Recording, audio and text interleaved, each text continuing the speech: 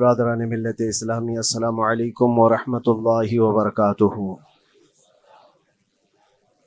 الحمد للہ وکفا وسلام علی حبیبہ المصطفیٰ، اما بعد فاعوذ باللہ من الشیطان الرجیم، بسم اللہ الرحمن الرحیم۔ ان ینصرکم اللہ فلا غالب لکم وان یخذلکم فمن ذا الذی ینصرکم من بعدہ وعلی اللہ فلیتوکل المؤمنون۔ صدق اللہ مولانا العظیم۔ بارگاہ رسالت معاب صلی اللہ علیہ وسلم میں درود پاک کا ہدیہ پیش کریں۔ اللہم صلی علی سیدنا و مولانا محمد معدن الجود والکرم وآلہ واصحابہ الکرام وابنہ الکریم وبارک وسلم صلاة دائمة سرمدا ابدا۔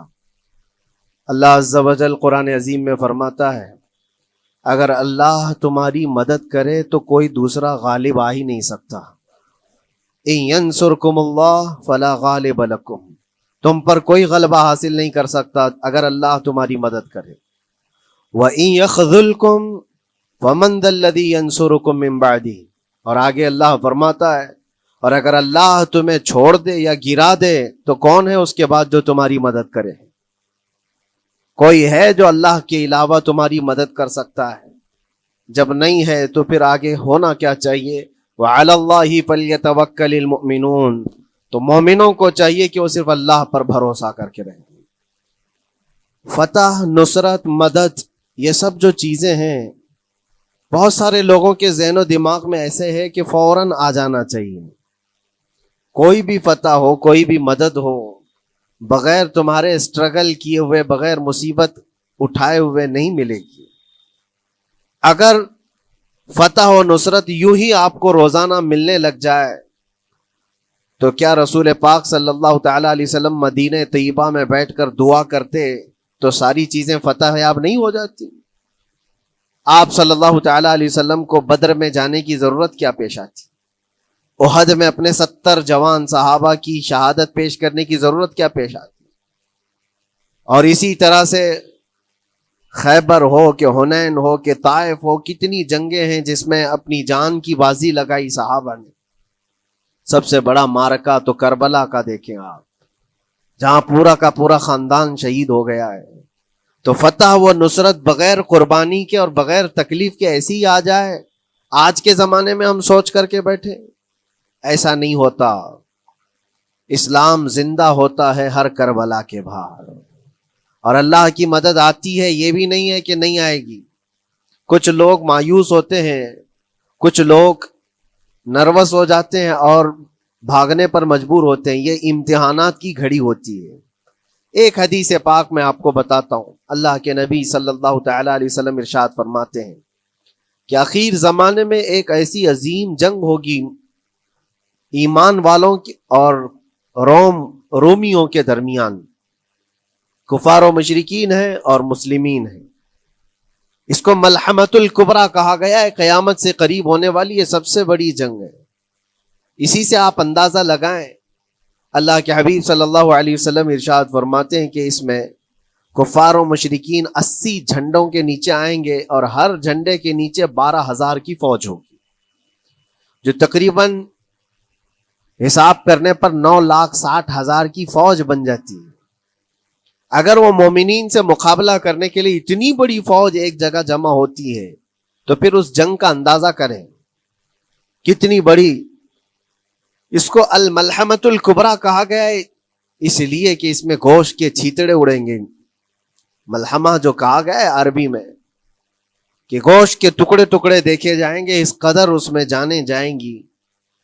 اس جنگ کے متعلق جو اللہ کے حبیب صلی اللہ علیہ وسلم نے پیشین گوئی کی ہے، جو پہلے سے خبر دی ہے، وہ کیا ہے؟ فرمایا کہ پہلا دن جب ہوگا مقابلہ کا تو اس میں مسلمانوں کی جماعت میں تعداد کتنی ہوگی یہ تو نہیں بتایا گیا۔ کفار و مشرکین کے تو بتایا کہ 80 جھنڈوں کے نیچے آئیں گے، لیکن مسلمان اور مومنین جو لڑ رہے ہیں ان کی تعداد کا کوئی علم نہیں ہے ہمیں، لیکن یہ پتا ہے کہ ان میں سے 1/3 ایک پوری جماعت کا 1/3 حصہ میدان چھوڑ کر بھاگ جائے گا۔ جنگ میں سے وہ میدان چھوڑ کر بھاگ جائیں گے جب اتنی شدت کی چیز ہو رہی ہو، مصیبت آ گئی ہے، تکلیف آ گئی ہے۔ ایک تہائی میدان چھوڑ کر بھاگ جائیں گے. اور ان پر کیا فرمایا حضور پاک صلی اللہ علیہ وسلم فرماتے ہیں وہ دنیا کے روئے زمین کے بدترین لوگ ہوں گے, ان کی توبہ بھی قبول نہیں ہوگی. وہ سب سے بدترین لوگ ہوں گے, پیٹ دکھا کر جو نکل چکے. دوسرا مرحلہ آئے گا, دوسرا پڑاؤ, ایک بہت سخت اسٹرگل کرنے والا میدان ہے, مصیبت اٹھا رہے ہیں, مشقت اٹھا رہے ہیں. دوسرا دن ایسا ہوگا کہ مومنین کی جماعت کا 1/3 ایک تہائی حصہ شہید ہو جائے, قتل ہو جائیں گے. سوچو یہ بہت بڑی بات ہے. یہ دونوں چیزوں پر میں آج آپ سے گفتگو کرنا چاہتا ہوں. ایک تہائی حصہ میدان چھوڑ کر بھاگ جا رہا ہے اور ایک تہائی حصہ قتل ہو گیا, شہید ہو گئے. بچے کتنے ہیں؟ 1/3. لاسٹ میں ایک تہائی حصہ بچا ہے. یعنی ایک میں اگر 3 پارٹ کریں تو 2 پارٹ تو ختم ہو گئے, ایک پارٹ بچا ہے. اور اللہ کے نبی صلی اللہ علیہ وسلم فرماتے ہیں اللہ رب العزت اس آخری تہائی حصے کو فتح مبین عطا فرمائے گا. فتح تو ہے ان کی, فتح ہوگی ان کی, لیکن جو حصہ بچا ہوگا وہ آخر کا 1/3 حصہ ہوگا. اب اس پر مجھے عرض یہ کرنا ہے, مومنوں کو اگر فتح دیکھنا ہے, اللہ کی نصرت اور مدد دیکھنی ہے, تو یہ 2 چیزیں تو برداشت کرنی پڑیں گی. کون سی؟ پہلی چیز اپنوں کا چھوڑ کر بھاگ جانا, اور دوسرا اپنوں کا اپنے سامنے مر جانا. یہ دونوں چیزیں ہمیں دیکھنا پڑے گا. بہت سارے ایسے ہوں گے جو چھوڑ کر جا چکے ہوں گے, دامن چھڑا رہے ہوں گے, بھاگ چکے ہوں گے, اور کچھ وہ ہوں گے جو لڑتے لڑتے اپنی جان دے چکے ہوں گے. یہ دونوں بھی بہت سخت مسئلے ہیں میرے عزیزوں. انسان کو یہ پگھلا دیتی ہیں چیزیں. اگر آپ کو ایسا لگے کہ میرے اپنے جاننے والے لوگوں میں سے کچھ لوگ مجھے چھوڑ کر بھاگ جا رہے ہیں, تو یہی انسان ٹوٹ جاتا ہے, اس کے دل کی کیفیت بدلنے لگ جاتی ہے. وہ پھر مایوسی کا شکار ہونے لگتا ہے. میری جماعت میں 100 لوگ تھے, 90 تو بھاگ رہے ہیں, 10 کیا کریں گے؟ اس کا اندر سے جو عزم تھا, حوصلہ تھا, وہ ڈاواں ڈول ہونے لگ جاتا ہے. اپنوں کا چھوڑنا یہ بہت بڑی آزمائش ہوتی ہے. وہ کسی بھی میدان میں آپ دیکھ لیں, کسی بھی میدان میں اپنے لوگ اگر چھوڑ دیتے ہیں تو یہ اس کے لیے آزمائش ہے بہت بڑی. اور دوسری آزمائش تو یہ ہے, بچے آدھے تھے, اس میں سے تو آدھے انتقال کر گئے. کبھی میرا عزیز دوست, کبھی میرا عزیز مشورہ دینے والا مشیر, کبھی بہت زیادہ مجھے سپورٹ کرنے والا, ایسے لوگ جب انتقال کرنے لگ جائیں تب پھر آدمی پھر ٹوٹ جاتا ہے. کچھ تو بھاگ گئے اور کچھ تو قتل ہو گئے. میں کیا کروں گا؟ میرے عزیزوں, جو آخر میں بچنے والے لوگ جو ہوتے ہیں نا, وہ معمولی نہیں ہیں. وہ اللہ کی ذات پر سب سے زیادہ توکل کرنے والے لوگ ہیں. ان کو کوئی چیز ہٹا نہیں سکتی. اپنوں کی بے وفائی بھی ان کے قدموں میں لرزہ نہیں لاتی, اور اپنوں کا انتقال ہو جانا بھی ان کے حوصلوں کو نہیں توڑتا. تبھی جا کر کے اللہ تعالیٰ انہیں فتح مبین عطا فرماتا ہے. اور یہ چیز ملحمت الکبریٰ میں دیکھی جانے والی تھی, دیکھی جانے والی تھی, جو قیامت کے قریب ہونے والی جنگ ہے. لیکن میرے عزیزوں, آج ہم نے اپنی آنکھوں سے یہ مشاہدہ کیا ہے غزہ کی سرزمین پر, فلسطین میں 15 مہینے کے بعد آج صہیونی حکومتیں اور یہودی غاصب حکومتیں صلح کرنے پر اور ایگریمنٹ کرنے پر مجبور ہو گئی. دنیا ان کے منہ پر تھوک رہی ہے. تم 50,000 سے زیادہ لوگوں کو قتل کر کے صرف 200 لوگوں کو چھڑانے کے لیے آج بھی فتح کا جشن منا نہیں پا رہے ہو, بلکہ پھر جھک کر کے ان کے ساتھ معاہدہ ایگریمنٹ کرنے پر مجبور ہو. یہ فتح ان بچوں کی نہیں ہے تو اور کیا ہے, ان مظلوموں کی نہیں ہے تو اور کیا ہے, جن کے پاس کھانے کو روٹی نہیں ہے اور پہننے کو کپڑے تک نہیں رہ گئے, ان کے علاج معالجے کے لیے دوائیاں نہیں رہ گئی, لیکن عزم اور حوصلہ ایسا ہے کہ اللہ ابھی ہمارے ساتھ. میرے عزیزوں, ان کے توکل اور ان کے عزم کے متعلق یہ صرف اور صرف اخبار کی باتیں نہیں ہیں, سوشل میڈیا کی باتیں نہیں ہیں. مخبر صادق رسول کریم صلی اللہ علیہ وسلم نے 1400 سال پہلے ہی بشارت دی تھی. اللہ کے نبی صلی اللہ علیہ وسلم فرماتے ہیں کہ دمشق کے ابواب یا پھر بیت المقدس کے آس پاس رہنے والوں میں ایک جماعت ہمیشہ قیامت تک ایسی رہے گی جو حق کے لیے لڑتی رہے گی.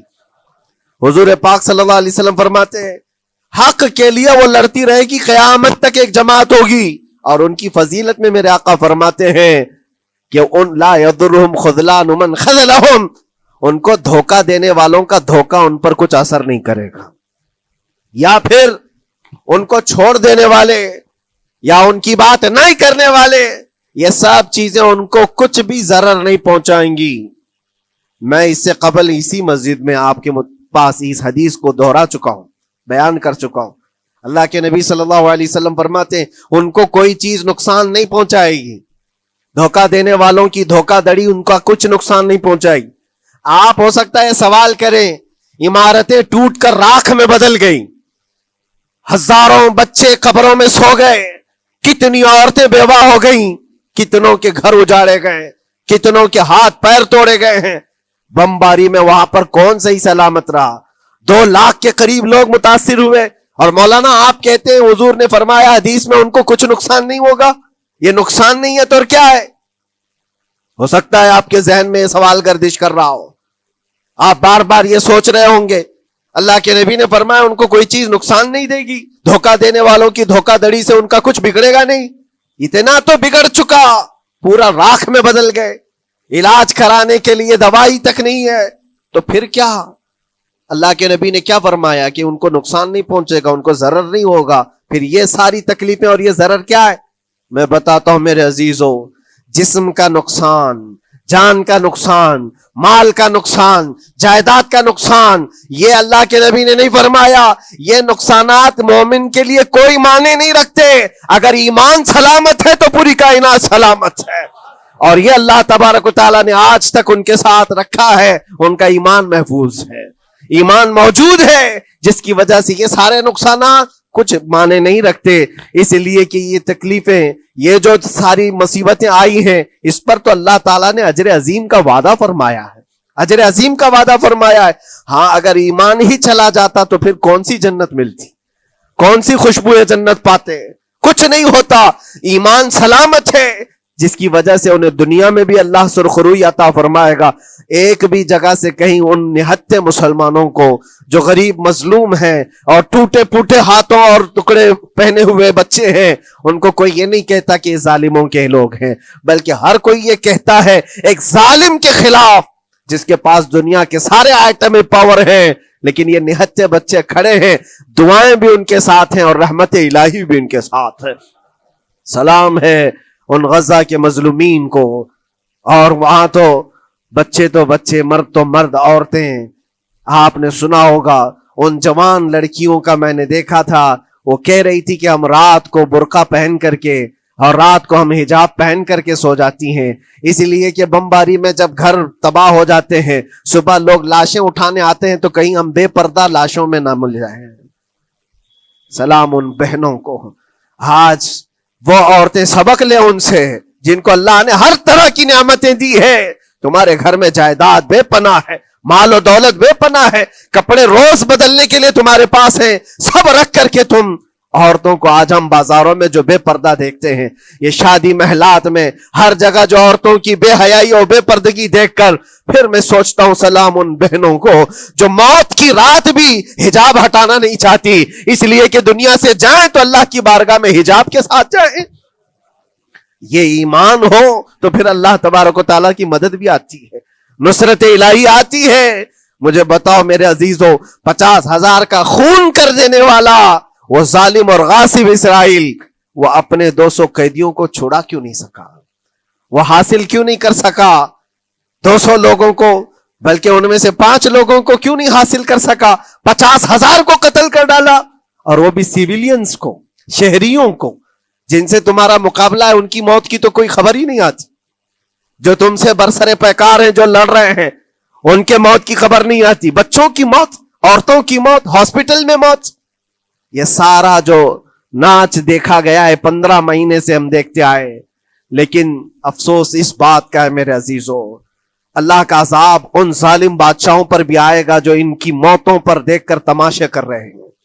وہ اپنی عیاشیوں میں مصروف ہیں، وہ اپنے عیش قدوں میں شراب نوشی اور کباب خوری پر مصروف ہیں، اور ان بچوں کی تڑپتی ہوئی لاشوں پر وہ اپنی کرسیاں سجائے بیٹھے ہیں. وہ عرب کے ظالم بادشاہ کہاں ہیں جن کے گھروں میں سونے کے ٹوائلٹ بنائے گئے ہوں، جو سونے کی کرسی پر بیٹھ کر کے حکومت اور تخت بچھاتے ہوں، میرے عزیزو ان کی بھی پکڑ آنے والی ہے.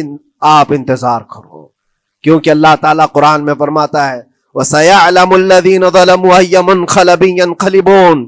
ان قریب ظلم کرنے والے یہ پہچان لیں گے کہ اللہ ان کو کس پلٹی میں گرائے گا، وہ کس پلٹی میں، کس کھائی میں جا کر کے گریں گے. اندازہ کرو، ظالم صرف وہی نہیں ہے جو بمباری کرتا ہے اور قتل عام کرتا ہے، ظالم وہ بھی ہے جو تماشائی بن کر کے لوگوں کا سپورٹ کرتا ہے، ان لوگوں کو سراہتا ہے جو ظلم کر رہے ہیں.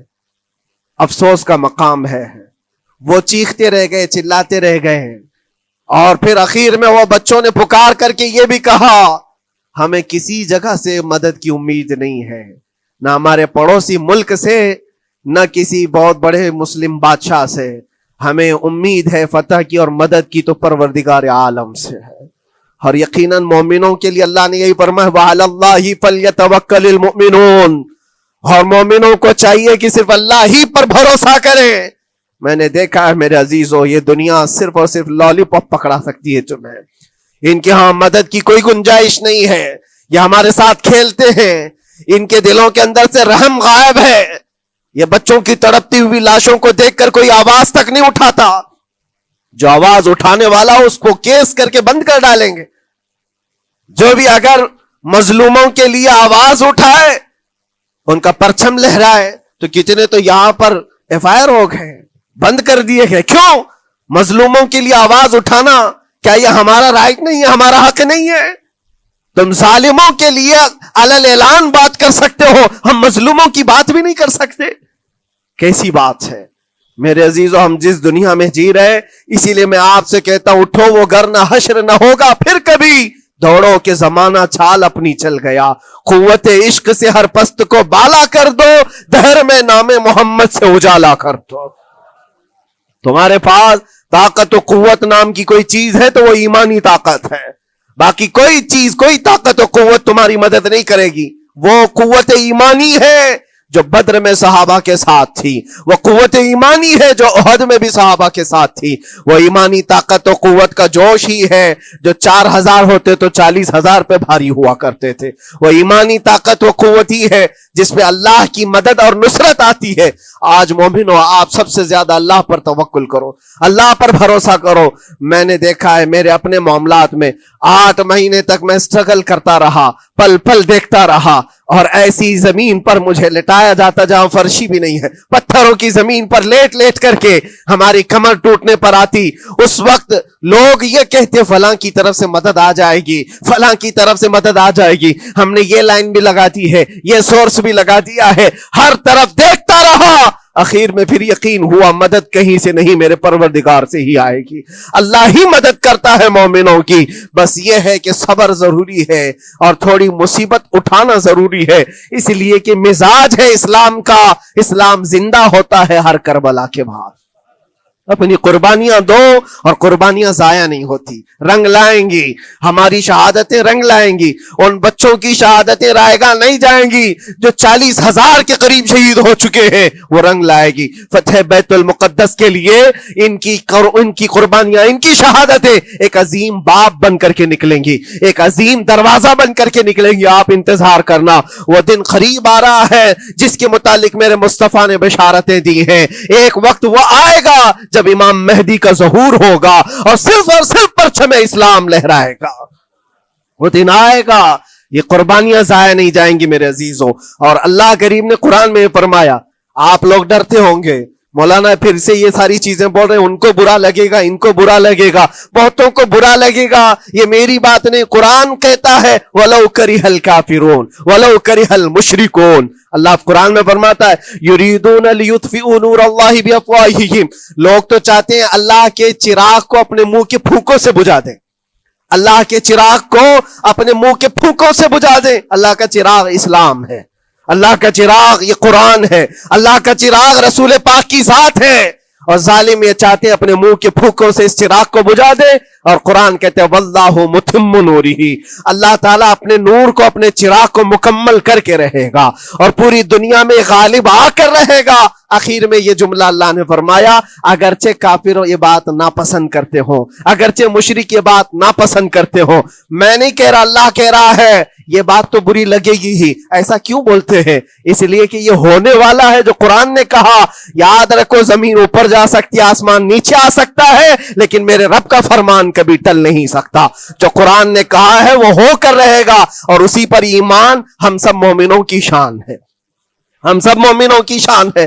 بس آپ کے لیے ذمہ داری یہ ہے، آؤ ان برائیوں کی وادیوں سے جس میں پڑے ہوئے ہو، نوجوانوں سے میں گزارش کرتا ہوں، تمہاری نمازوں کا حساب کر لو، تمہارے اپنے اعمال کا حساب کر لو۔ اللہ کی مدد کو پکارتے ہو تو یقیناً اپنے چہرے صاف تو کر لو، اپنے دلوں کو پاک تو کر لو، اپنے اعمال، اپنی پیشانیوں کو مسجدوں کے سجدوں سے سجا تو لو۔ پھر مانگنے میں تمہیں ایک مزہ بھی آئے، ایک لطف بھی آئے، رحمان کی بارگاہ میں ہاتھ اٹھائیں تو آپ کو لطف بھی آئے، اپنے لیے بھی اور مظلومین کے لیے بھی مانگنے میں مزہ تو آئے۔ لیکن جب آج ہاتھ اٹھاتے ہیں تو پھر یہ دل میں بات آتی ہے، فجر تو قضا کر کے سویا تھا، عشاء تو پڑھا نہیں تھا، اور میرے حالات یہ ہیں، حرام کھایا ہوا ہے، کسی کا مال غصب کیا ہوا ہے۔ ان تمام معاملات کو لے کر کس طرح سے ہاتھ اٹھاؤ گے اللہ کی بارگاہ میں؟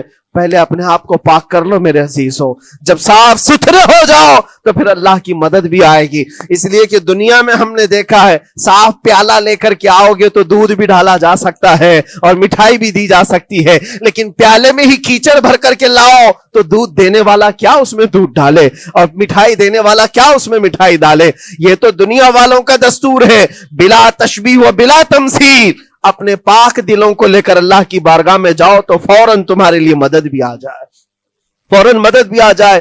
اللہ کریم ان غزہ کے نہتے اور مظلوم مسلمانوں کی فتح کو سدا قائم و دائم رکھے، اور ان کے ٹوٹے پھوٹے بکھرے گھروں کو اللہ تعالیٰ پھر سے آبادی عطا فرمائے، ان کے کمزوروں کو مولا طاقت و قوت عطا فرمائے، ان کے شہیدوں کو مولا اجر عظیم نصیب فرمائے، ان کی بیواؤں کو مولا صبر جمیل عطا فرمائے، ان کے یتیموں کو مولا طاقت و قوت عطا کرے، ان کی مسجدوں کی آواز اور ان کی گونج کو مولا پھر سے بلندی عطا فرمائے، اور ان کے صبر اور ان کے استقامت اور ان کے حوصلے کو مولا پورے دنیا کے مومنین کے دلوں میں قائم عطا فرمائے۔ ان کے ہر طرح کے حوصلے، ان کے صبر اور ان کے مجاہدانہ استقلال کو مولا ہم سب کے لیے ذریعے نجات عطا فرمائے۔ ہماری نسلوں کے لیے اللہ تعالیٰ ایک سبق آموز حکایت عطا فرمائے۔ مولا کریم تیرے دربار میں دعا ہے، ہم سب کو بزدلوں کی جماعت سے نجات عطا فرما۔ مولا ہم کو منافقین اور مشرکین اور کافرین کے وسوسوں اور ان کے تمام فتن و شرور سے محفوظ فرما دے۔